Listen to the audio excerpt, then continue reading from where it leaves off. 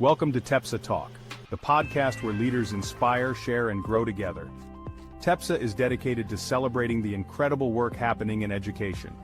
Each episode, we dive into meaningful conversations with leaders, change-makers, and innovators who are shaping the future of our schools.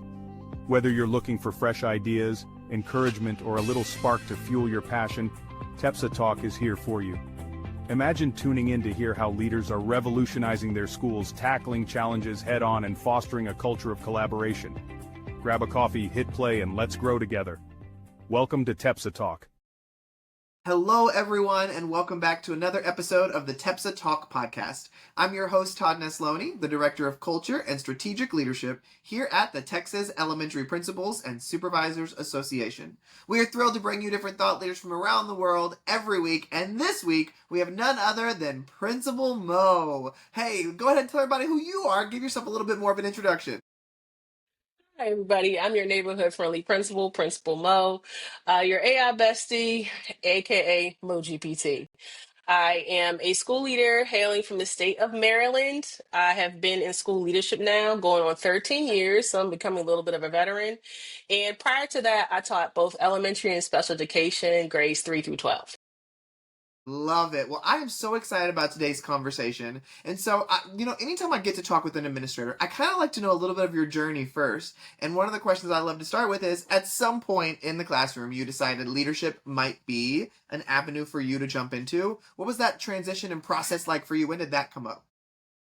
So, two things I think that are important to call out is the first thing is that I always say the principalship and the journey to school leadership is a full circle moment because as a child, I spent a lot of time in the principal's office.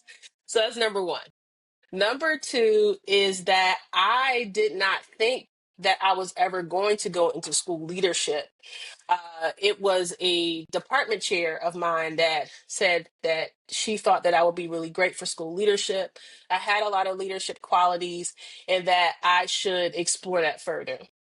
And so from there, I had already had my master's degree in educational leadership, but I was more focused on pursuing the special education side because I'm certified as a special education supervisor as well. And so, one thing led to another, and as the universe has it, and it likes to conspire for people to meet their destiny, I made it from a special education teacher to a special education department chair. And then from there, I became an assistant principal and then a principal. Um, so that's like a Yeah. Yeah. brief synopsis of my journey. But what is always been consistent with me is that sometimes people have to see me and see and then communicate that to me for me to make the leap. I guess is the so it was never my intention to become a school leader, but I've always been the type of person in general to just lead from the seat that I've always been in. And so that's what really stood out to all of my mentors and previous supervisors that I've had.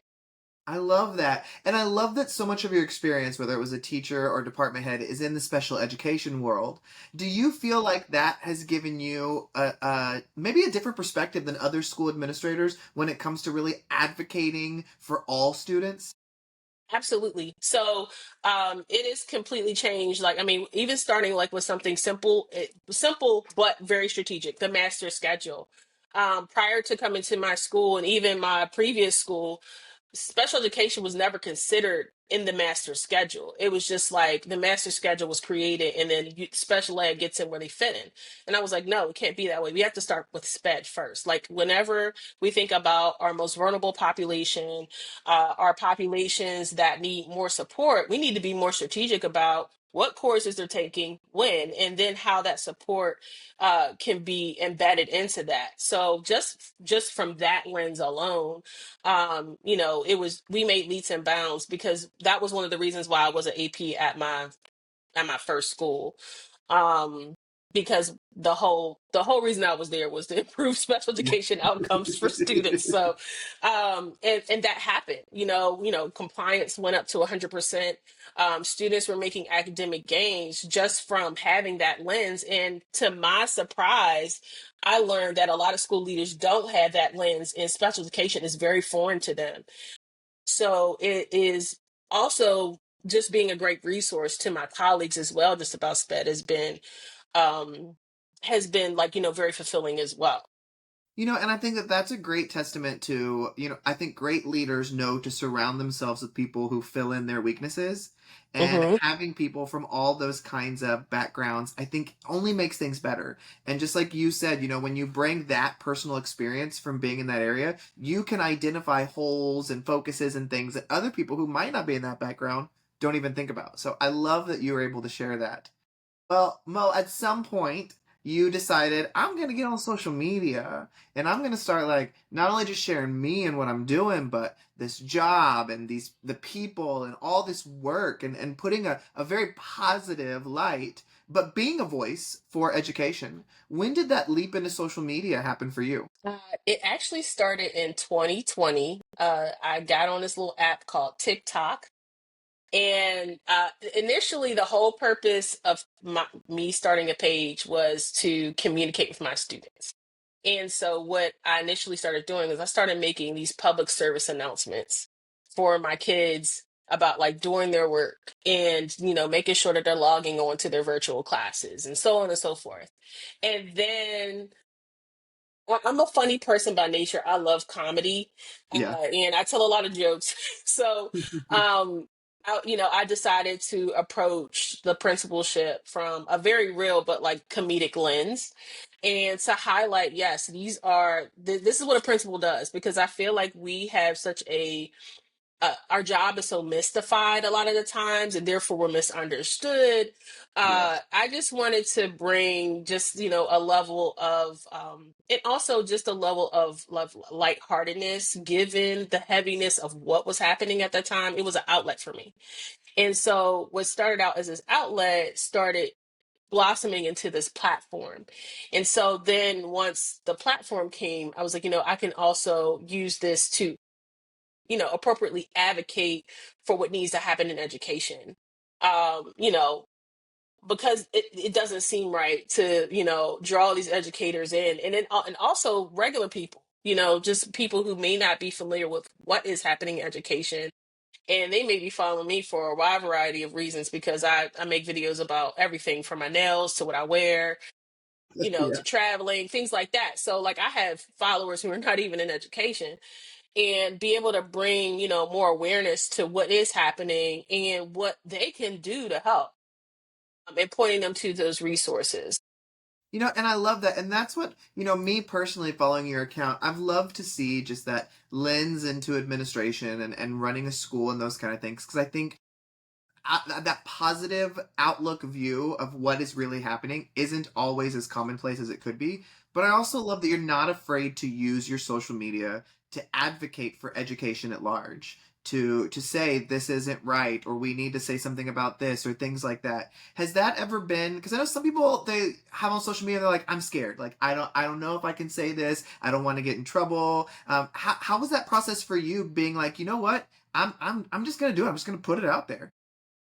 So part of it is being strategic, and for any, and then this is my disclaimer, for anybody who's in education and you want to pursue social media and you want to have a platform, the first thing you need to do is you need to look at your district's social media policy and go from there. And then you can figure out what you can and cannot say.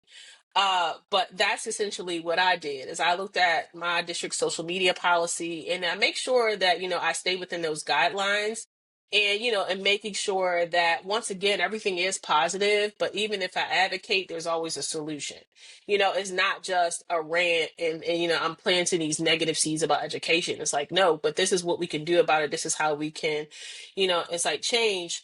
And I think my district is, now, I don't want to say like but that's kind of the vibe of the district. Like, I'm in a very different place, whereas, people in Texas and, some other states, Florida, like where they don't have those same liberties. So, I do take advantage of that, and but making sure I stay within the policy. I love that. And I think that's such good advice that people don't always think about is look at the policy. Make sure you know what it Hmm. is, then you know Hmm. how far or how little you can take it. And so, for those administrators who are listening today going, you know what, I love your vibe. I love the stuff you're sharing online. Like, I want to do something to be better. I want Hmm. to to make sure I'm advocating for more of my kids or to do something different at my school or anything like that, what advice would you have to those who don't have a lot of years of experience in school administration and want to take it up a notch? If you don't have a lot of years in education, if it's your first year, just say it was a mistake. Ask for forgiveness rather than permission and roll with it. Because nobody, nobody who ever made history ever followed the rules. And that's just the reality of it. And when you look at rule breakers, those are the people who have made the most impact socially, economically, like just historically. So I would say rebel as much as you can without getting in trouble. But no, just always keeping kids first. Like, my personal motto is that I believe that all students can learn and achieve.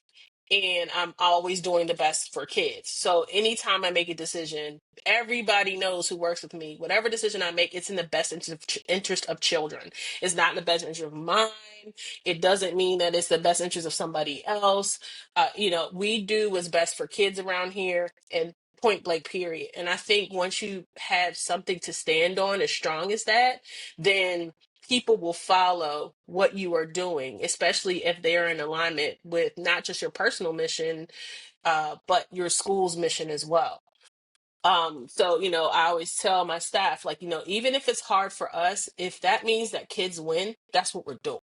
And, and we can, and if we work together, the work won't be as hard. Um, so I would say that for new administrators is, and also don't be afraid to lead authentically. I think one of the other things that I have tried to do with my platform is to not just demystify what the principalship is, but who the principal is. And people think that because I'm a principal, I have to, wear a three-piece suit and I have to act like, Miss Trunchbull and be mean to the kids. Like, that's not how it has to go. And you don't have to be cookie cutter. So lean into your authenticity and lean into who you are as a person, and, and let that part of you shine in your leadership. Well, in following you online, that authenticity really comes through. But I know some people might be in this just feeling of constant overwhelmed.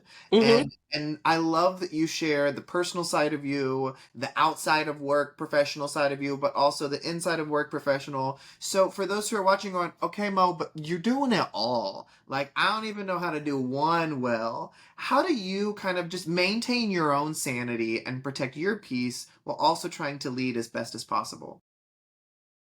So what, well, this is taking time. I don't want anybody to think that, oh, like these are things that you just automatically learn. Like, I had to burn out and fizzle first before I could figure that out. And that happened in 2022. So once I figured that out, I started small.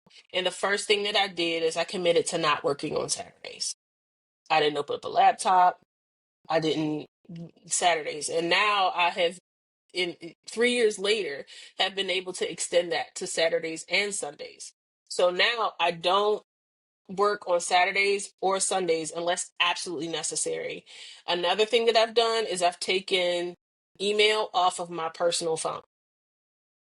So, and I've let my staff know that as well. And I've also created the boundary for everybody to not send emails past 5 o'clock unless they're calling out for the next day. So, I think modeling that and letting people know that you can get your work done Monday through Friday. Now, there are some times where I do have to open up my laptop on like Sunday, but for the most part, I've figured out how to manage my time and also lean on other people, because delegation is something that has been a growth area for me as well. Because yeah, I do a lot and I was doing it all, and that's how I burned out. So once I figured out that, I have an amazing staff that can do and are willing to do, they're willing to learn, they're willing to grow in their craft. And if that means delegating and coaching them through it so that they can then own that piece of the work, then that's what has to be done. So those are just some things that I've done. Once again, that has taken years to get to that point. And I'm talking like 6 years. Okay. So, like, if you're trying to do all of these things at once, you can't. And I'm not going to lie about that. I'm not going to sugarcoat or cookie. It's not that cookie cutter. So I would say start with one thing. And my one thing first was making sure that I committed to not working on Saturdays and committing that time to family and friends, because I'm also a twin parent. So, that they take up a lot of time, and they deserve just as much time and attention as my students do, so in my school.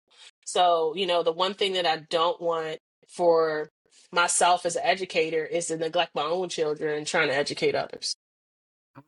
That is such good, and I'm gonna have to rewind this and take that back in because there's so many good nuggets in there. But Mo, when we end these conversations, there's a question I always like to kind of wrap up with, and that is, I feel like whenever we have short interactions with people, sometimes there's just one thing we want them to hear or to walk away with, and we may have said it, we may have not. But today, if you were to leave our listeners with one thing, what's one thing you want to make sure they hear before this conversation ends? I think the one thing that most people need to hear, especially in this time of turbulence, is to stay the course. That's critically important. Don't lose sight of your vision. Don't lose sight. Don't abandon your mission.